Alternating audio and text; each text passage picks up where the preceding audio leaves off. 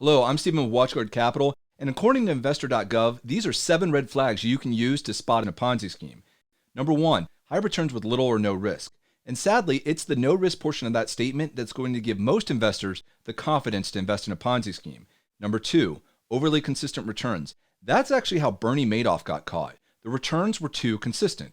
The higher the return, the more variance there should be. And if there's no risk, why wouldn't the person selling you this amazing offer just take out a loan with a bank at a lower interest rate and pocket the difference themselves? Number 3, unregistered investments. And this is a big one in my opinion, because if you can get information on investments through a third party, it's really easy to tell if someone is lying to you. So if you're going to invest in something that's unregistered, you need to be compensated for illiquidity risk that you are inherently taking on unregistered investments. Number 4, unlicensed sellers.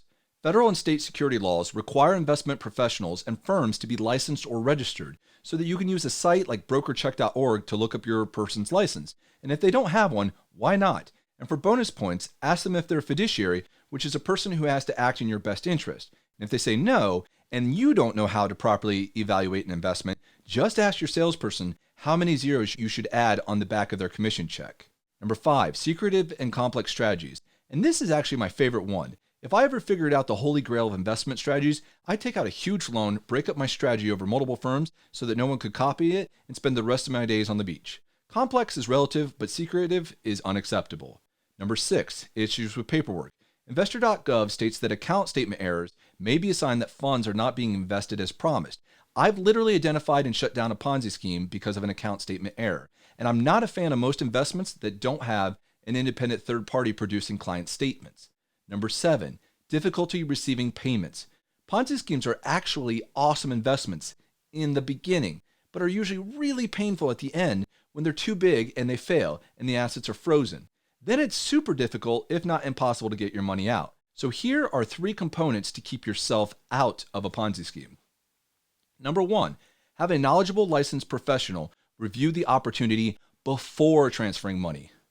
Number 2, ensure you can verify the details of your investments through a reputable third party so that you aren't constrained to a single point of contact for information and updates.